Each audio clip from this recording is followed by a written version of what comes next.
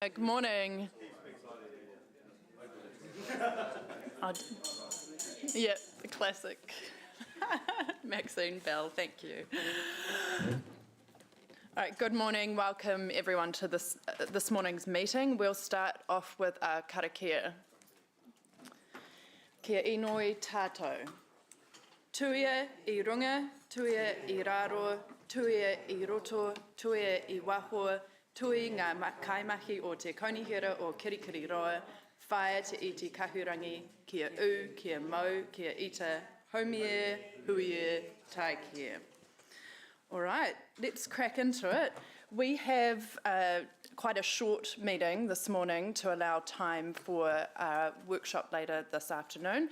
So we need to finish by 12 p.m. at the latest. We also, though, have a fairly light agenda, so I'm hoping that we can still ensure that we take everyone's most important questions throughout the meeting. And I'm going to ask staff when they come up to speak to what they think is the most important one or two points that we really need to take away from the reports as well. So we'll start with the apologies. We have full absence from Councillor Kesh, partial attendance from Councillor Moko and lateness from Councillor Maria. Good morning, Me Paula. And we don't have partial attendance from the Deputy Mayor, so we will cross that one out. All right, I'll move, and Deputy Chair Jeff will second. All those in favour? Aye. Thank you. Confirmation of agenda. Again, I'll move, and Councillor Emma will second. All those in favour? Right. Declarations of interest, are there any? No. And public forum. All right. Welcome, Keith. Thank you. You can come on up. Yep. So thank you very much for coming in today, Keith. And Keith will be speaking to item 9, which is the Chair's report. And you've got 5 minutes in terms of speaking time, and I'll allow some time for questions following that as well. In your hands. All good? Okay, I'm not that good at this. Anyway, good morning. Thank you for allowing me the opportunity to speak with you today. My name is Keith Clapson, and together with my brother have been developing in Hamilton for the past 20 to 25 years. Our company, Clapson Construction, have undertaken residential developments including apartments, duplexes, standalone houses, motels and a significant number of social houses. I understand that you have already heard from various developers regarding the infrastructure constraints. I would like to offer a slightly different perspective. Typically, it takes us between 1 to 2 years from purchase of land to when the construction begins. So as a company, we need to purchase the land well in advance of the build. As part of our pre-purchase due diligence, we speak with council with regards to any particular planning or engineering issues, density, urban design, and services. So we don't go to any project lightly or blind, and I believe we're quite experienced operators. When council picked a date and locked down parts of Hamilton with the wastewater constraints, we had demolished already a couple of houses. We had 16 new houses under contract with Kaingora. With no land use consents approved, those deals were quickly cancelled. We currently have 13 development sites spread across Hamilton in the constraint areas. That's approximately about $12 million sitting there, growing grass, getting fly dumped. Council do ring me about them. It's when it's full of rubbish that the neighbours have dumped on there.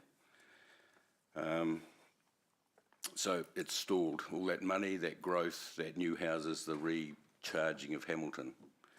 So different people in council, it's all through council, different councillors and things have asked me at times, why don't we develop in other areas, as in the non-constrained areas? Also, they've asked, why don't we build cheaper houses? Well, probably the answer to both questions is probably the same. The older constrained suburbs are generally where the land is cheaper and the section sizes allow for development. I would also point out that older suburbs tend to be more suitable for social housing, flatter, closer to amenities, things like that. So I'm sort of just giving you my situation. I'm not asking council to make my company work better, but I want council to understand where they've left us. And I'm not the only one, but probably I might have the Moore houses locked up, and I believe it's locked up, and I don't totally believe it, but it's been locked up to 2033. I'm going to be 100 by the time these houses get sorted out. I don't want to be working at 100. So, but anyway, I just wanted council to understand that. Lastly, I would like to put a request to this committee. As you're aware, Clapson Construction have built many social houses over the last 25 years, including houses for the disabled community. The disabled community are poorly represented when it comes to their share of social housing. With that in mind, I would like this committee to consider exempting the projects in the wastewater constraint areas that will be owned by social housing providers, specifically for the disabled. So that's not opening them all up. It's quite a minimal number over a, supposedly we're all sorted by 2033. I don't think there'd be many numbers of social housing for disabled between now and then. But it's something that this committee or maybe council could do. As I say, the numbers would not be large, so a bit more risk adversity by this council would generally bring a small deserving part of the community great relief. That's what I wrote at 5 o'clock this morning. When I started 20 years ago, I would come into this council and meet the same sort of people I meet now, but they were quite helpful. I would remember things like GULAB would come to me and say, Keith, if you just change the name of that part of the building, you get it through on this. Whereas it tends to be more adversary now, sort of, you can't do that, you can't do this. And I understand the council people in here are good people. They work within quite a constrained bureaucracy and lots of rules. But I think they tend not to work with us. It seems to be sometimes against us. I just sort of wanted to throw that in there. Oh, that was well done. Perfectly timed. Right. We've got a question from Councillor Andrew. Two questions. The first is actually for Blair. Is there any spare capacity that we could prioritise to something like disabled housing? So that's a subject for a workshop and obviously the report for the 26th. So I think we're probably best to explore that further through those processes. Yeah, thank you. And for Keith, do you think it's possible to have alternative solutions such as detention tanks with pumps? No, I don't like that idea at all. I think it's open council to problems, health problems, people not doing things. I know, for example, some of the reuse water tanks where council, and I think it's a very good idea that reuses water for toilets and gardens and that. The tenants, the owners, that gets turned off real quick. Right. Gets damaged, yeah. You've got to make it unbreakable just about, yeah. I think you're opening yourself up. I looked at that as soon as this constraint came in. I thought, oh, cool, I just put it in the ground and get sucked out. But who's going to manage that? Who's going to police it? Yeah.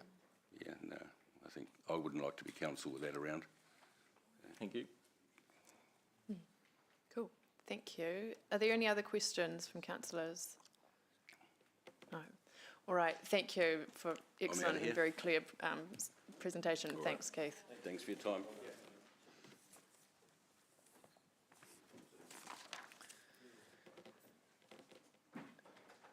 Right. We'll move on to confirmation of the minutes from 8th of April. Councillor Louise, would you like to move? And Councillor Maxine, second. All those in favour? Aye. Right, the Chair's report.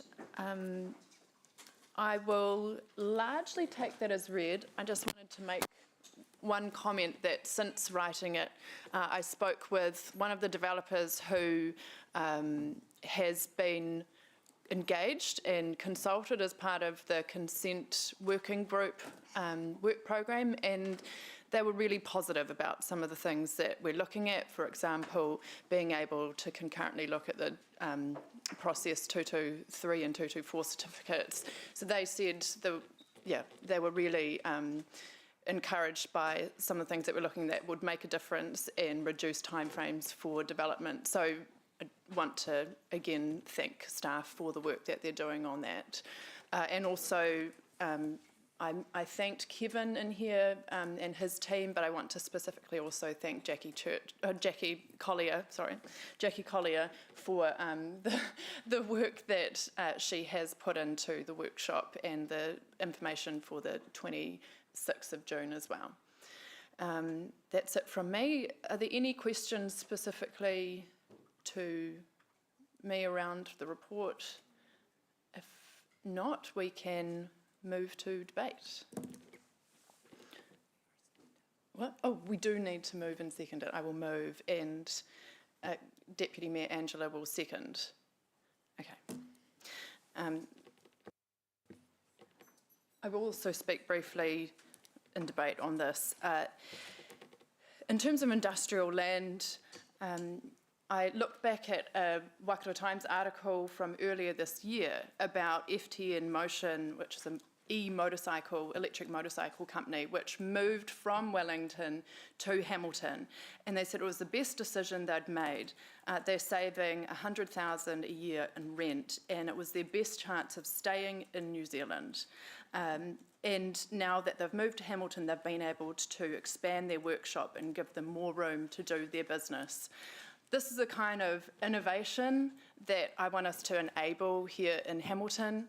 I want another example is the 3D printing business, 3D printing homes.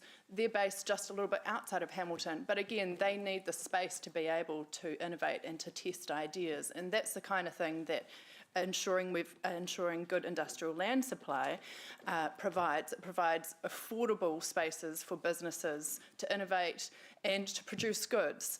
I always feel really proud seeing stuff that's actually made here in New Zealand or made here in Hamilton. So let's support Hamilton-made goods and make sure that we do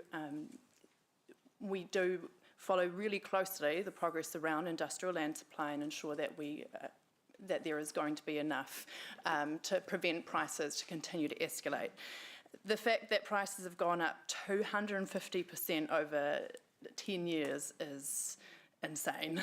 And then while asset prices generally have spiked across the board, when you compare that to housing, which has gone up 49%, which has still outstripped the increase in income, that's a really startling number.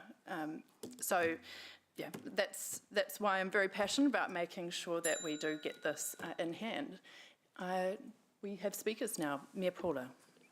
Good morning. Thank you. Thank you very much. Thank you for your very full report on issues that are coming our way across a range of issues, not just development. So I guess there's lots of change as we've been experiencing for the last 3 years. Phenomenal amount of change coming our way. Look, I support your comments about the potential impact of local water done well and the changes. The good news is, of course, that Hamilton is one of the first out of the blocks with our CCO, so we've got the chance to harness staff opportunities to move our good staff into that new entity.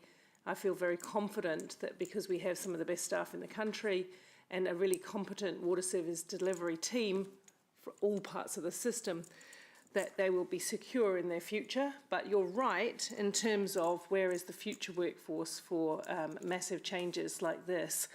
And I have been to the water conference and spoken as a keynote there and heard from them about their concerns that water scientists, water engineers, water planners and legal specialists into the RMA dealing with water are ageing out slowly of the system, and they can't see a clear pipeline of people coming in.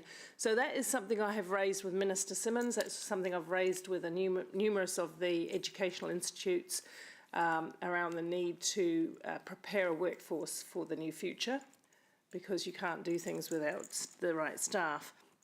In terms of growth, I think the fast track adds to our pressures, to be quite honest. We kind of knew the government's intention to cut the red tape and get things moving, but actually they've delivered as a really huge growth target now with those additional areas of fast growth, which could unintentionally divert resources from some of the previous planned areas. And I just want to note that last thing. I do have sympathy for those that bought land prior to the work being completed about water, the water availability, and I support the work that you're doing to see if there's any flexibility in that system to unlock greater growth. So thank you. Thank you. Right. We have Councillor Ewan. Thanks, Madam Chair. Look, some of the elements in the report I found was very helpful. I certainly support the importance of focusing on industrial land, but I remind this committee, and particularly the chair, that we can't do that and totally ignore the most current crisis, and that is a large percentage of the city is shut down for growth. We can't continue to focus in new areas while we're still not fixing the existing areas, and we have led expectation of developers who've bought land way in advance, and then we've changed the rules on them, and we've landlocked them, we've trapped them. And we've heard one medium-sized developer again today saying $12 million worth of land that he's currently holding. And he happens to specialise in the areas that I know a couple of elected members are passionate about. Housing for those with disabilities, affordable housing, and we've trapped them. Why have we trapped them? Because we've spent money doing a whole lot of other things that wasn't core. It's not sexy. Pipes aren't particularly sexy, but my gosh, they make a difference. And so, although I love the headline attempt to talk about the importance of industrial land, I remind this committee, you need to fix the current crisis. And we haven't, and we need to. All right, thank you. Councillor Jeff. Thanks, Chair. Look, totally agree with the spirit behind the Chair's report. We need to keep ahead of the wave in terms of industrial land. I can think of times in the past where there's been shortage of industrial land, and it's not a good place to be at all, particularly when you see potential big ratepayers setting up outside the city boundaries. The fast track applications, it's a bit of a paradox. On the one hand, it's caused more workload for us and more pressure and more stress. On the other hand, it is creating new opportunities and forcing us to respond to new opportunities. And industrial land is potentially one of the things, more industrial land that will come out of that fast track process. In terms of what Councillor Wilson says, look, I agree. There's we've got a current crisis, and that's what we're going to be spending time on today. And I think some of this here comes down to the can-do attitude. The suggestion in the report about focusing on how we can make good projects happen, and the potential for staff at times in the past to be risk averse, which is actually understandable given the very public nature of what we do. So what I want to signal really is that an elected member, I think we need to be on the same side. We need to be supporting each other and agreeing to share some risk. Because I think if we're going to get ahead with this particular issue, we need to share some risk, elected members and staff, to try and get things done. So I just want to signal that that's where I'm coming from today. Thanks. Councillor Anna. Yeah, thank you, Chair. I agree with Councillor Jeff that you do ask a really good question in the report around is this something we want to see happen in the city and how can we help make it happen? and I appreciate the advocacy from elected members on affordable housing as well.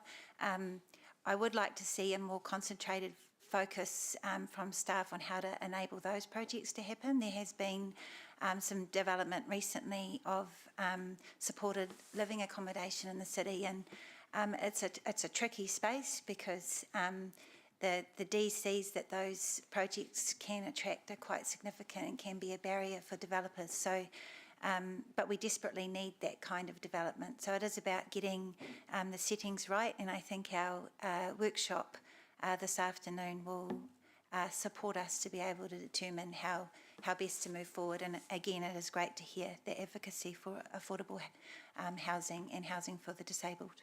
Thank you. Thank you. Councillor Andrew. Thank you, Chair. I just thought I'd quickly put some numbers on the issue for the likes of Keith Clapson and other developers. So the best value new 3-bedroom house in the Aurora subdivision of Peacocks is the Mike Greer Homes one for $979,000. I did my own affordable property development, 3 affordable rentals, 1 for sale, sold it for $700,000 earlier this year. So there's a $279,000 impact by constraining the water supply. I can't do anything like that again. That's the impact on people, $279,000. Are there any other speakers? Right, I will exercise my right of reply. So industrial land, it's something where you can't just, say with residential land, you can build in your brownfield areas, you can build upwards, you can't do that with industrial land. So it's fundamentally different than when we're looking at housing. We do need to move into greenfield areas. It is the only option. Now, when it comes to wastewater constraints, I am questioning whether Councillor Ewan read the second half of my report, which had a large focus on wastewater constraints.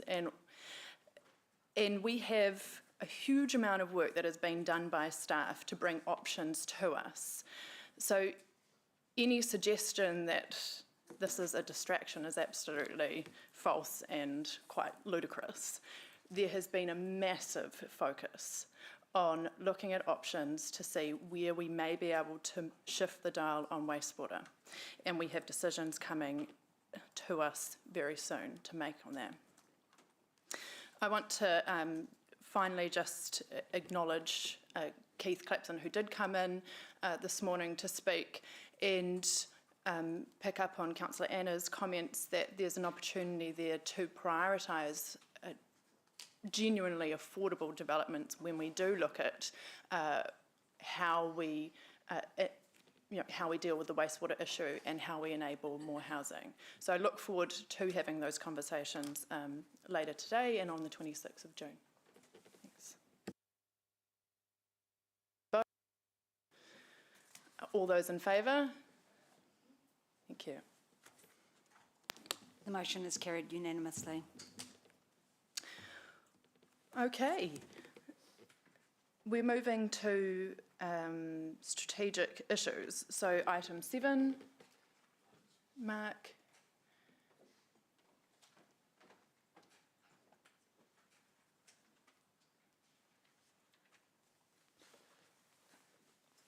Good morning, Madam Chair, councillors. So quite a brief report today in terms of strategic issues. The key thing is obviously an update on Fast Track and the growing number of Fast Track developments that we're working with at the moment. So there's some helpful guidance in the report that outlines those. And again, just reminding elected members of the collaborative process we're working with those developers through the Future-Proof on.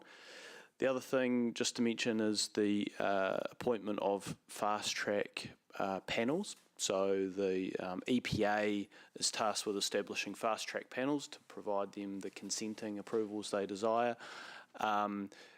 We, as a relevant local authority, have the opportunity to appoint one representative to those 4-person panels.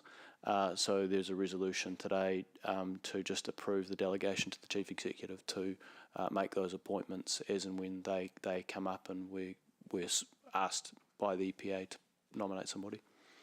So I think pausing there, and I'll take any questions, Madam Chair. Thank you. To add one extra comment to what Marcus said, I'd also draw Council's attention to the risks section of the report. I think we've deliberately wanted to call out some considerations which are relevant to fast track. So just to, again, introduce you to some of the things that we're considering as we think about the fast track applications from a risk lens. So happy to take questions on those as well. Maybe, Madam Chair, I'll make a brief comment about that. So I think what we're seeing with the number of fast-track developments around the edge of the city is a fundamental change, or likely signalling a fundamental change to city form over the coming decades, right? So the city has pursued a consolidated growth model for the last couple of decades, which has really promoted intensification, and roughly over the last 10 years we've seen 50% of all new growth go into existing brownfield areas, and 50% into greenfield. With the advent of these new fast-track areas, if they get approval coming online, that will start to swing that balance back in favour of greenfield. Now that will have some knock-on implications for a number of city-shaping strategies, such as Access Hamilton and the MSP Transport Business Case, and note Phil's in the room and could speak to that if you've got questions. But it's important to note that these will have quite significant transformational changes to the city, and we'll need to respond to that in the coming years once these things get approval, assuming they do. Thank you. Okay. Questions? We have Deputy Mayor. Thanks, Chair. Thanks for the report, Mark. You just touched on it right at the end around Access Hamilton, and look, I agree, that's a strategy that's going to need to be looked at irrespective of this work. Question is, in terms of that list of risks, why isn't the transport network more of a highlight as a risk? Because if all of these fast track areas go ahead, I could almost envisage we're going to need another ring road around the city. The impacts are beyond significant. They are, yes. Yeah, so we did provide quite an extensive risk update to the 7th of November Strategic Growth Committee meeting, Deputy Mayor. But what I would say is we're only just starting to scratch the surface in terms of quantifying what these risks are, or what the implications, both positive and negative, will be for the city. So transport is one among many. There are other issues we've raised around water allocation, wastewater treatment capacity. I see that, but my question is specific on transport because, without it highlighted as a specific risk, not just bundled in with infrastructure, I think future councils might lose line of sight a little bit, and you think congestion in the city's bad now. Yeah, what we can do maybe is take an action to just on the 12th of August come back and just outline those issues in a little bit more detail. Yeah, is the intention, Mark, to keep reporting to the new incoming council like this, or is it going to be more of a project-led type suite of decisions, you know what I mean? Sometimes sometimes issues like this get separated into different committees. It's really good to see it holistically all together. Well, my intention, unless otherwise sought, would be to continue to report in this manner, and once these fast-track development proposals become a little more mature, we'll start to give you more details about each one and the specific risks which they're posing. Yeah. What I'd say is we're still at quite an early stage in the process. Some of these developers are yet to do, we're only just starting to do transport modelling, water and wastewater modelling, so we haven't yet quantified those specific impacts, but we will, and once we do, we'll then report that through. And how, last question, how will you integrate this into the changes with the RMA that are happening as well? The mind boggles. The mind does boggle a little bit, yeah. And I don't have a clear answer for you, but what I can say is that the Fast Track Approvals Act provides Sits effectively outside, yeah. consenting, Yeah. and many of these areas are zoned rural. Many of them are actually not even within HCC's territorial control. They're either in Waipa or Waikato. So if these areas are to get their approvals and are to develop, we will need to think about going back sometime in the future, retrospectively addressing the zoning, because effectively they are still rural in terms of their underlying zoning. So, I mean, this throws up so many issues, and RM reform in terms of a whole new system. So, I mean, endless is the conversation in some respects. Yeah. Glad you're on the job. Thank you. Well- Thank you, Chair. Deputy Mayor and Chair, so I'm happy to take an action that in August we'll come back with some more information around that transport considerations. So I want to check whether Kevin wanted to make any comments, just acting GM here, just because transportation. I know, Kevin, just to put you on the spot, is there anything you want to say? No, yes, thank you, through the chair. So I don't think we'll be looking for a new ring road around the city, but we have lots of other pieces of work that we are looking at and keen to do. And rest assured, I think the work that we are doing in Fast Track is being emphasised on the Three Waters, but also on transportation. It's been a big part of the conversations to date, and understanding all those risks. And possibly it should have been in that report as a highlighted risk, absolutely. Thank you. Yeah, excellent questions. Councillor Anna. Thank you. Just a question, you mentioned the importance of future-proof in all of the fast-track conversations. Just interested to know whether the other future-proof partners have the same commercial terms that we do when we're in negotiations? Yes, Councillor, and a great question. So we're now referring to those as development principles, and yes, we do. So effectively what's happened over the last 2 years, you'll recall back, I'm going to say, mid-2023, this committee signed off on what we then coined the commercial terms. Those commercial terms have by and large been adopted by Future-Proof. So when we go out and engage with these fast-track areas, we're presenting to them these now coined development principles. And that is part of the agreements that we're striking with these various developers. So, and that's being received to date quite well from those developers. Thank you. And just to build on Deputy Mayor's question around transport, I guess there's a strong link between transport and climate and our obligations there. So is it possible that report back could include any data we might have on transport and emissions? We'll take that on board, Councillor. And then just my last question was around the risk of cannibalisation of peacocks, which keeps being reported to us. I just don't have a sense, and maybe you can tell us, what we are doing to ensure that that doesn't happen, if we're looking to incentivise peacocks in any way or that kind of thing.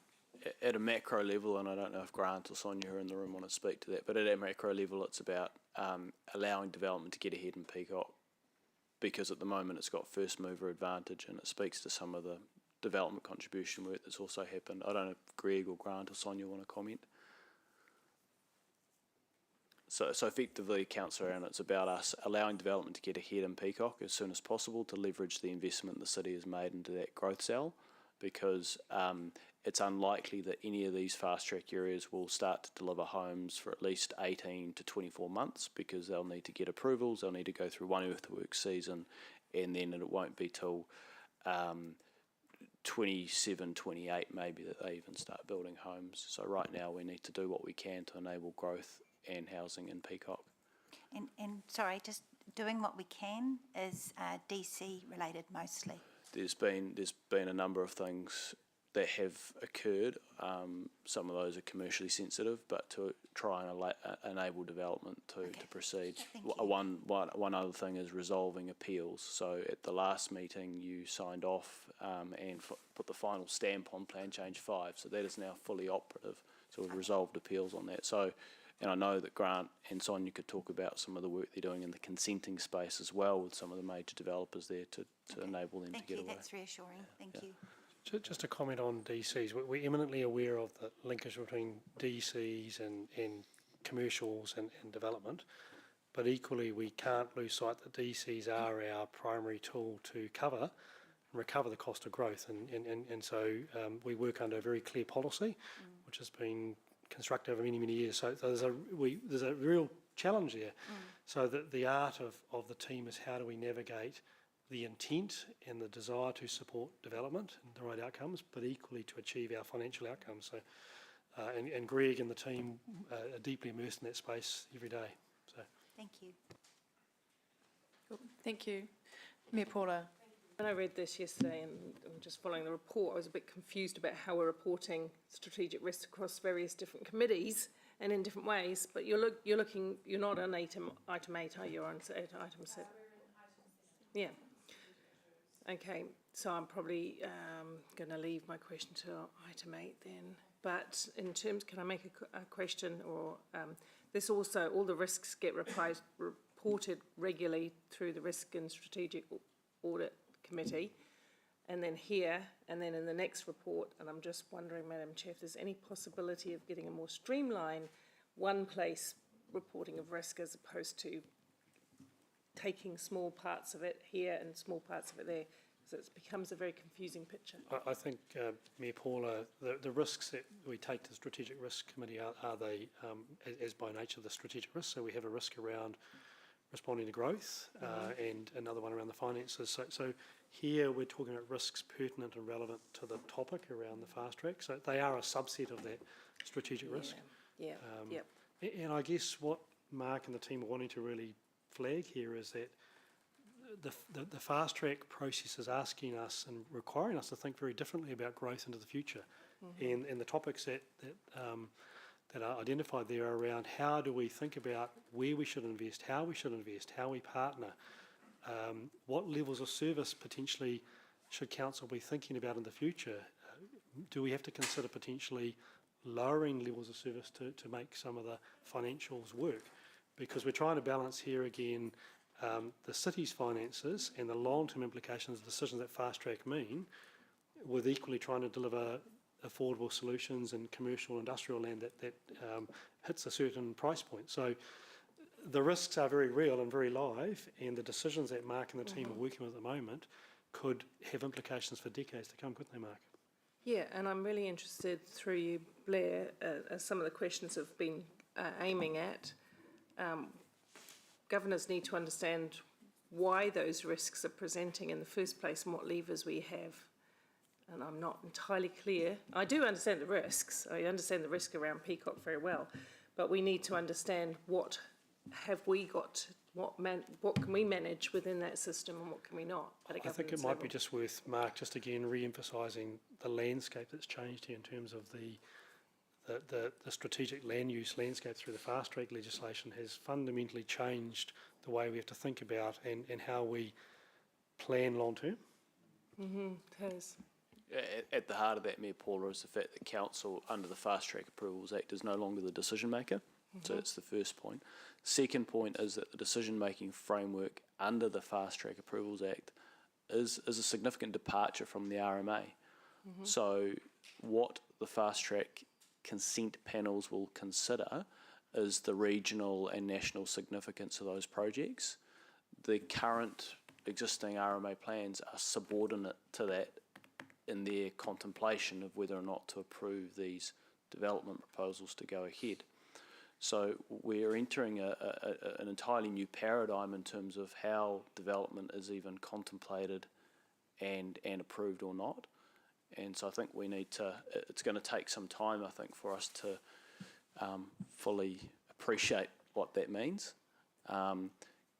Forthcoming is also a requirement for councils to zone 30 years worth of supply as well. And so this all fits under that umbrella of the government's Going for Housing Growth policy agenda. Yeah. And again, I'd say it's moving very fast, and we're still, at staff level, sort of coming to terms with quite what the implications are. So yes, you're right, we're identifying the risks. Which is good to do. How we respond to them, we're still working through, I think it's fair to say. Councillor Emma. Thank you, Madam Chair. Yeah, so you've noted the risk of upfront financial costs, and we already know we're over $1 billion in debt and don't have any magic money trees floating about. When will council be able to see any dollar figure impacts for council if approval goes ahead? So 12th of August. So we're looking to bring a bit of reporting or investigation that we've been working on through the 12th of August SGDP meeting. And that follows, you might recall, a 4th of June 2024 resolution you passed as part of the long-term plan regarding the costs of greenfield growth. So we're doing that through the lens of some of these fast track areas to say, well, what is the cost of these to the city, not just up front, but long term as well. So it's a very interesting piece of work, and I think we'll shed some light on quite what growth costs the city. Yeah, that's helpful, thank you. And staff are also looking at exploring potential partnerships that might be able to help alleviate those costs and find efficiencies as part of that work too, or that will come as subsequent? We're not quite at that point yet with the fast track developers, but we'll be getting there soon. But our starting position is the council doesn't have money to be putting on the table, and so the infrastructure required to enable those growth areas has to be developer-led and funded. So while we can facilitate and work with them to achieve good urban form outcomes, manage and get some good infrastructure outcomes, ultimately it's on the developers to be funding and delivering those pieces of infrastructure. To Blair's earlier point, where it bites will be when those development areas start to have an impact on our existing network and what council chooses to do or not to address those effects. So that might be, queuing times at roundabouts, or it might be levels of service in terms of parks and open spaces. It might be utilisation of libraries or swimming pools. And at that point, you'll have a decision to say, well, do we invest more money in those facilities or bits of infrastructure or not? So I think we're trying to kind of look into the future a little bit, but. Councillor Emma, if I just close that out, when you look at the map and you look around the city as to all the areas, it's right around the city. So to Mark's point, where council becomes the lead investor of infrastructure versus where we're saying the market needs to be the investor is going to be a key part of the fast track negotiations. So in that context, council appropriately, council or the CCO invests in the water, wastewater headworks, but the infrastructure in those cells predominantly will fall on the developer entirely. So the market and the developer is taking the risk as to when that development comes on stream, not council. Okay. So that's a fundamental part of the philosophy that's changing here rapidly. Cool, thank you. Mangai Jadine. Koe Mark. On paragraph 21 of the report, it mentions environmental bottom lines, e.g. water allocation. Could you just provide a little bit of clarification of what that bottom line is? I think there's a number, and maybe Kevin can probably add to this, but I mean, obviously in terms of the awa and Te Tere Whaimana, and for us it's about ensuring that we do not breach those bottom lines. So that's about how much water we can take, what we're putting back into the river, and whether or not what we're doing is to the betterment of the catchments that feed the awa. So by bottom line, you mean not breaching the consent in terms of the water allocation? That's one among many, I think, to be fair. Yep. Stormwater and how it's treated in new greenfield developments would be another. I don't know if Kevin, you want to add to that? Through the chair, all covered there, I think, Mark. It's around those key things around meeting our requirements under Te Tere Whaimana, and also making sure that we do the best infrastructure that we can in around stormwater and discharges to the awa. Kapai, thank you. So actually, Mangai Jadine, just one point to add. So we have reported previously about this issue regarding the city's water allocation. So maybe I'll just expand on that a little bit. So we have been very clear in our negotiations today and continue to be with the fast track developers that ideally they would be seeking their own water allocation to service their own development areas, so that it's not, or it's having as minimal effect on the existing water allocation that is there to serve the existing city as possible. And we understand that there is additional water in the awa, and obviously that's dealt with on a first in, first served basis. Yes, thank you. Sorry, that was me just sighing at that first in, first comes. Yeah. We tried to oppose that. Okay, at the time. thank you. Sorry. That was a question as well. I had a Yes, question. you've got a question, Mayor Paula. Thank you. In terms of, thank you for setting this out. My interest is in the shorter versus longer term risks and how we can identify those. Is one of the longer term risks that if the developers front end financially a development and it gets underway, and then in 10 years' time that's all sold to the market, is there a risk for council that we could be left basically holding the baby in terms of assets and maintenance and that we haven't planned for? Yes, short answer is yes, Mayor Paula. So part of that will all being well addressed on the 12th of August, because this piece of cost work that we've been doing looks at the long run operating and maintenance and depreciation costs on the quantum of vested assets that we're likely to receive from some of these growth areas. Yeah. So I'll give you an example. We were talking into the hundreds of millions of dollars, if not half $1 billion in some of these growth cells, just on the developer to actually enable these growth cells to get away. Depending on the level of service discussion, there's then going to be an additional quantum, in some cases comparable portion, of out-of-cell, or what we define as out-of-cell investment to actually enable those areas to get away. This piece of work that we're working on is looking to quantify what those long-run costs are and what the impact on ratepayers citywide would be for that growth. And just to round that out, if I may, just back to, I think, Blair's point, what he was alluding to is that we need to be really careful that we avoid this sort of stranded asset scenario whereby the city invests in some assets but the development doesn't materialise, because that's poor investment. Because we've had that happen before. Correct, yeah. Right. And so that's where the whole investment strategy, this is prompting us to reconsider our investment strategy, because now that there's growth going to be enabled in a whole lot of different areas, we have a lot less certainty of quite where and when that growth will manifest itself. So that needs to feed into how we think about some of our investment decisions. Yeah, because that's cost us dearly in the past. Just two more short questions, Madam Chair. It's just keeping to questions, everyone, and avoiding comments two more short in ones. the middle of questions would be absolutely. really appreciated. Two more Thank short you. questions to not delay the time.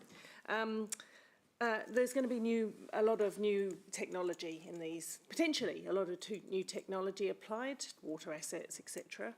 Are there any risks identified in the medium to long-term future about the performance of new technologies, water technologies and assets? Would that be something we'd identify as a risk? Is it a potential risk? Looking to Kevin to jump in there. Yeah, so through the chair, yes, it is a risk. And I'll give you a clear example as we're looking at for the wastewater constraints area. We're looking at new technology, in particular around water reuse and less water in, less water out for the wastewater constraints. Yeah. We've had team members actually go and look at the apparatus and check it out that it's going to do what it says. And we're looking for examples and places where we can use that on a trial system where it's not adding to any of the need that we've currently got in our wastewater constrained areas. We think we've found one of those, so I'll stay out of names and locations for this, but we're happy and I think luckily enough to have something probably happen in the next couple of months around a development which provides us a fail-safe approach to look at new technology in the wastewater area. And the fail-safe approach that I'm talking about is they have a consent up to a certain number. They're going to build that for that certain number, and then they would be only allowed when they prove to us that their new technology works, that we would be able to use that and go for more lots on that particular site. So that's a pretty fail-safe type approach, and we've been working hard with the developers on that, and also with our partners at Waikato Regional Council, because they play a part in some of this as well. So the fail-safe approach is a safety net for some of that. Absolutely. Thank you. Yes. And last question, Madam Chair. In terms of developers front-ending the costs of the development, they'll be putting core infrastructure in. What requirements are there on them to provide things like park space, access to aquatic space, sports facilities, whatever else? Yeah, Paul, another very good question. So we're working through each developer to take all of growth cell view, and that includes what amenity public services, etc., public infrastructure is required in those areas to make them, I guess, livable communities. Does the legal framework support that in the fast track? Can we require that? Just asking. No, not readily. And so that's where I think the collaboration and working positively, collegially with those developers is critical to ensure some good long-term outcomes are delivered, because arguably left just to the Act itself, the decision-making framework isn't, as I said earlier, as strong as the RMA to consider some of those other elements. So something, for example, there could be a risk, say, to Gallagher Gallagher Pools of too many clients in that area needing to, it not being fit for purpose that's anymore, exactly right. for example. Yep. Okay, thank you. right. Thank you, Madam Chair. Yeah, Madam Chair, just one final point. Just I think, Mayor Paula, you raised on the point of sort of stranded assets in the city investing previously in terms of assets that might not then be fully utilised. I think what I would say to that is that previously the city has had the luxury of opening a growth cell in a timely and sequenced manner, and because we've had greater control under the RMA to only sort of open one growth cell at a time, then we've had a high degree of certainty that growth is going to go into that growth cell, and we're going to get a return on the investment that into that cell. If anything, we've probably had a lack of lead infrastructure investment, which represents the kind of the fiscal environment we're in. But now we have to be very mindful that we're going to have a whole lot of horses in the race, so to speak, and how we invest and where we invest is going to be critical. Right, I'm mindful of time because we need to break by 10:45. So I'm going to ask a couple of questions, but we'll leave the rest for another time. Mark, around ensuring good public transport connections, I mean, essentially we're expecting a whole lot more greenfield areas. How can we get visibility over what those master plans and those plans for transport will look like as elected members? What would be the next opportunity to see that? Through the 12th of August. Yep. So we'll continue to update you for each growth area or growth or development proposal we're working on with the developers. Yep. And work in a form that we can summarise what some of those key areas are looking like and where they're landing. So as I said in the report, the first two major ones are looking to lodge in November this year. And so there's a very intensive period over the next few months working with them to ensure that they're ready to lodge with the EPA, and for us to try and obviously get some of these broader outcomes we're seeking. Yeah, okay. Thank you. So next committee, and the other question is, with all of these areas popping up around the city, do we expect some of them may not eventuate for a long time, given they themselves will be concerned about, you know, stranded assets or not getting a fast enough return on investment? Absolutely, it's a very well made point. So this is the notion of horses in the race. There's only going to be, you know, a couple of winners or one winner. There's going to be a whole lot through natural attrition that don't make it to the end. Now that might be because their development finance falls over. It might be because they find that the ground conditions are not feasible for development to occur. It could be a whole raft of different reasons, including market demand, economic climate, etc. So what we're doing is working collaboratively with them to get consent conditions that are going to, all being well, lead to a good development if the development occurs. But we need to be very mindful that there will be ones that don't go slower, or don't go at all in this process. Thank you. All right, we will move to debate. So I will move. Who would like to second? Councillor Anna will second. Right. Thank you very much, Mark, and to your team and Kevin's team and everyone who has been working proactively with the fast track applicants. We cannot ignore them. They might not be many of them may not be sitting within Hamilton. They're in Waipa or Waikato district, but they will, for all intents and purposes, be part of the city if they go ahead.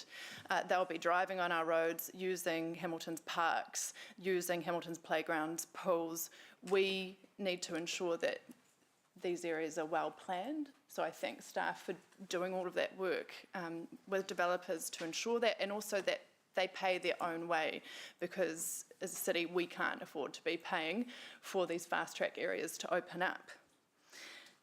Ultimately, there's been a tidal wave of fast track areas. When you look at that map, there are so many of them, and so it really is putting a strain on council resources to work with them. And fundamentally, they are going to change how Hamilton grows. Through our growth strategy, our intention was to have a greater focus on building up in our central city, around public transport corridors and around our suburban centres. And now we will have a much bigger shift to housing being built in greenfield areas where currently there's farmland. So we have to still ensure, though, that we don't end up with a city that has total gridlock. We need to work out how all these people will move about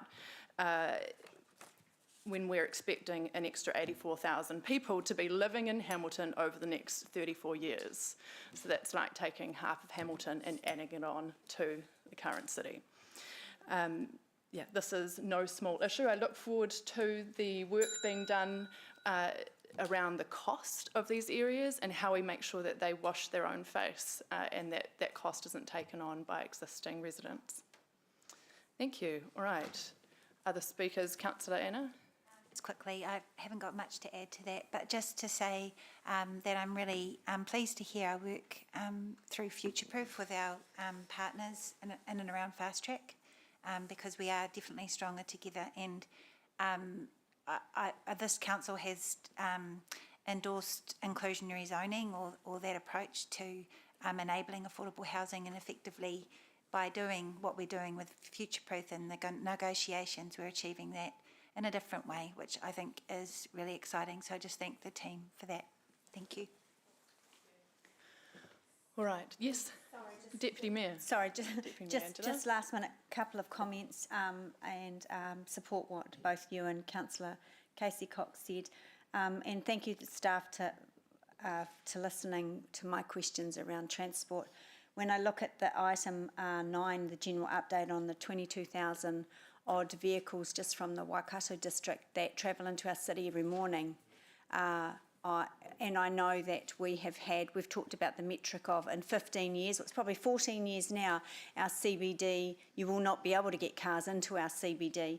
And I look at that map, if all of those fast track areas go ahead, that leaves me a little cold in terms of congestion for our city. So there needs to be a really strong focus on transport, and for it to not be something that we retrofit too late. So thank you, Chair, and thanks to staff for appreciating those questions. Thank you, Deputy Mayor. Mayor Paula. Thank you, Chair. Support Angela's comments on transport entirely. Outside of that, the growth that we are facing for Hamilton is a huge opportunity to meet the needs for housing, but it's a massive, massive burden as well, financially and in terms of being able to deliver with pace the kind of growth that we're going to see. I do support governments going for growth principles. It's something that we have been promoting for some time, that we are ready for growth as a city. We are well placed, well located in the centre of the North Island and all of those things. However, we need to make sure that the full costs and impacts and the risks are fully understood as we go forward, and that growth really does start to pay for growth. And it's about an honest conversation with central government about how we together go forward together to pay the costs of future growth, because the ratepayers clearly can't. I am concerned around some of the future risks in terms of it's easy not to think long term, let's just get it done now, and we do need to get things done now, but what happens in the medium long term what happens when we have areas of the city built without parks and playgrounds and pools and any of that social infrastructure, which we know makes Hamilton a good place to live in. We know that people appreciate our parks, our playgrounds, our cycle lanes, our added value. Look at the performance of the Te Kitiara Nui in Rotatuna, the new library community centre, outstanding use of the community. What happens when we have areas that don't have access to the same or don't have equitable access to the same? We need to think about that, but it's not going to bite us as hard in the next couple of years. It's going to bite us hard in the next 10, 15 years. And then future councils will be facing an extra burden of dealing with it. I am concerned about vested assets, but I'm heartened by the fact that government is doing some work on law that will not require assets to be vested back to us, and I think that's part of the solution. Thank you. Thank you. Any other speakers? Otherwise, we'll move to the vote. Right. We'll take this one on the board. Thank you.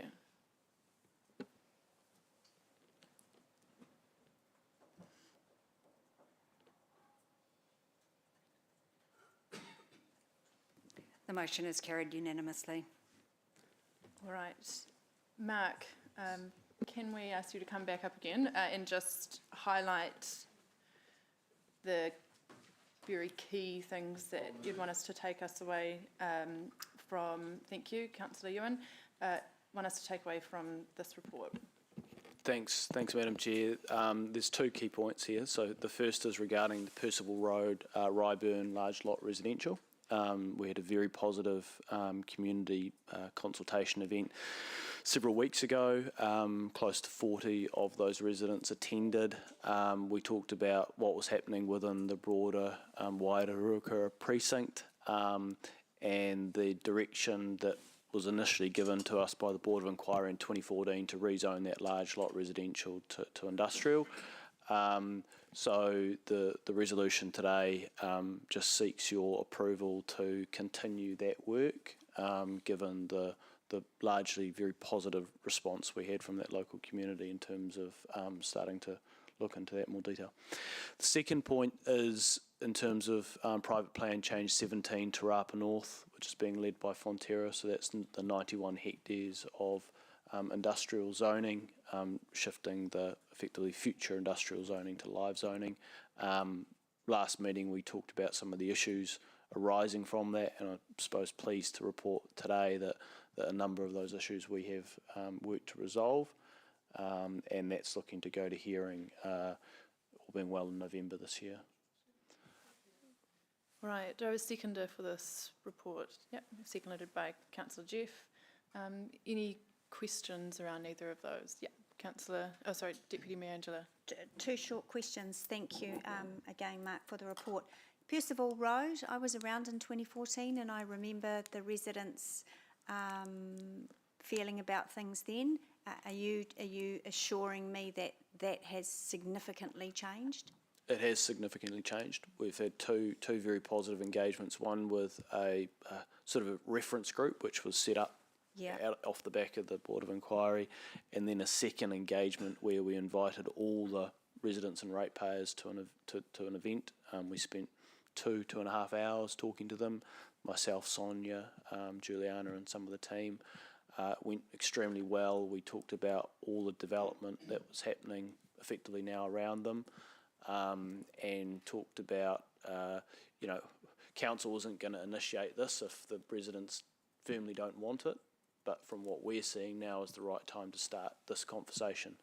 And I would say the majority view was positive in terms of us starting and continuing that conversation to give them certainty of what their future looks like, from the point of view that the more industrial development that occurs around them, the more their amenity will be degraded and the harder it will be for them to sell their properties as large lot residential. Okay, I'll take your word for that one. That's great, thank you.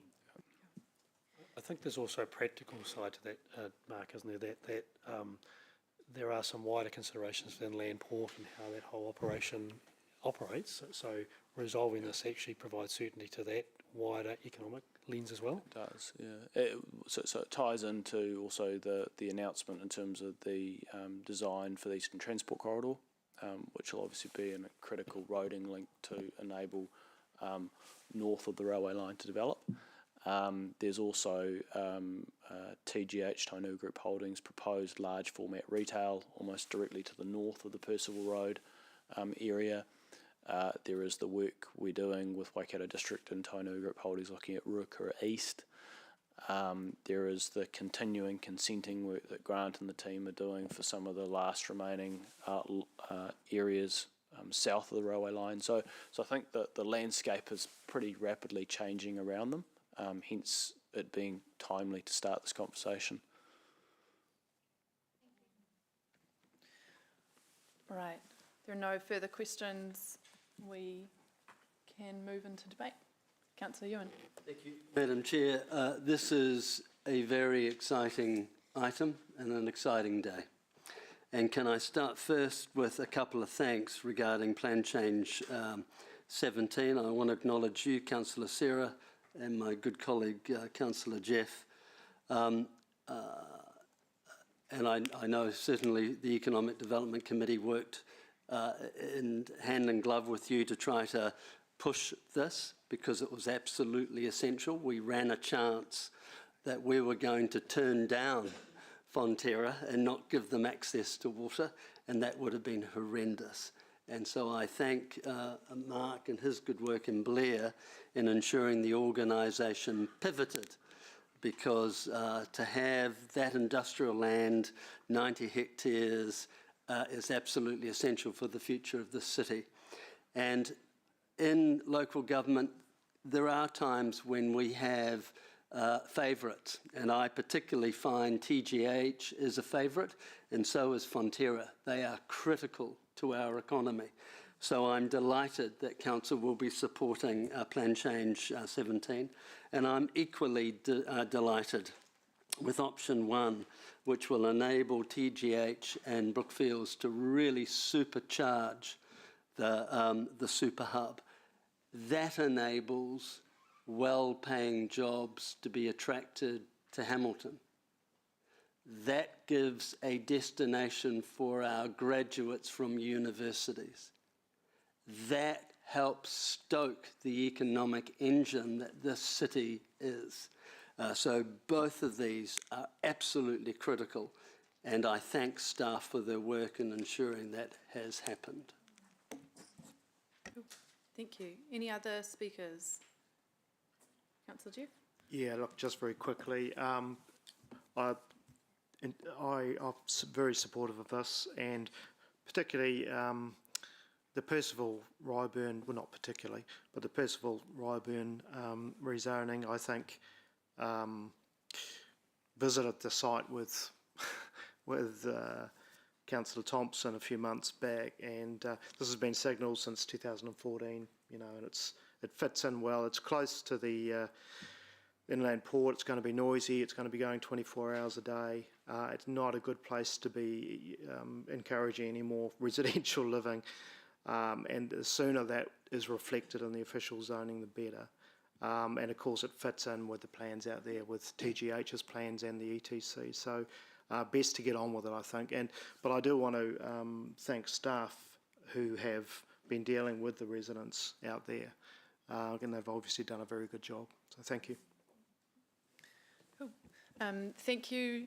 Anyone else? I'll just quickly acknowledge those who've already spoken and support their words there around the importance of both of these plan changes, and acknowledge Councillor Ewan in terms of his work around the Fonterra plan change as well. I also want to acknowledge staff, including our waters team, who have worked really proactively with Fonterra in terms of finding a solution. So thank you for all of the work that you've put in to that. In terms of this plan change for Percival Road, I'm really pleased to see this. This comes partly from the direction that we gave as a committee to say that we really want to put our backing behind Ruakura and TGH and ensure that the inland port and the Ruakura Super Hub can fully meet its potential and can get away. And so this is another part of that. There's been some excellent work over the last few months to give effect to our motion around Ruakura, and I do want to say thank you for that work as well. Yeah. All right, let's go to the vote. All those for, and we'll go on the board. And again.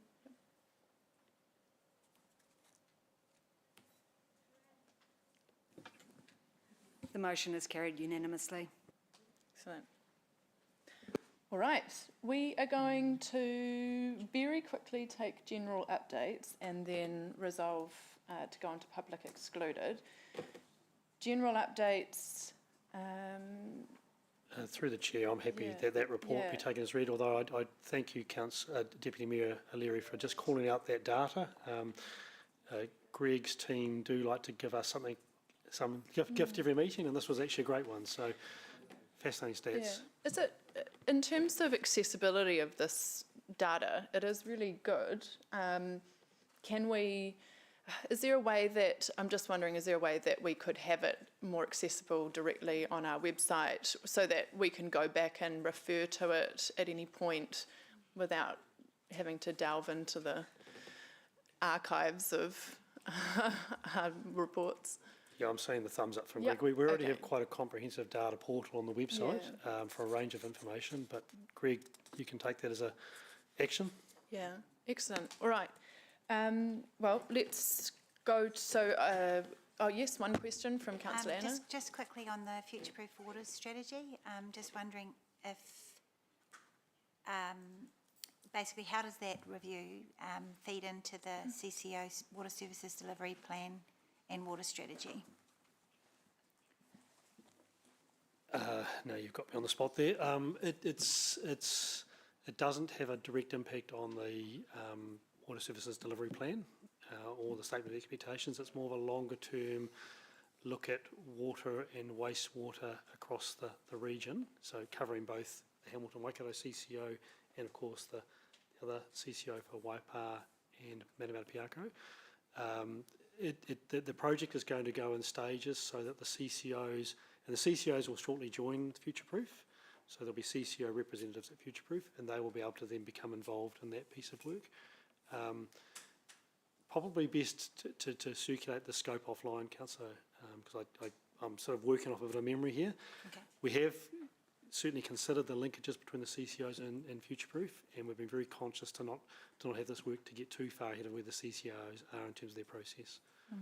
So happy to take that offline if you like. Yeah, that's fine. I guess just in terms of the Lego blocks we talk about, it may be enabling of that.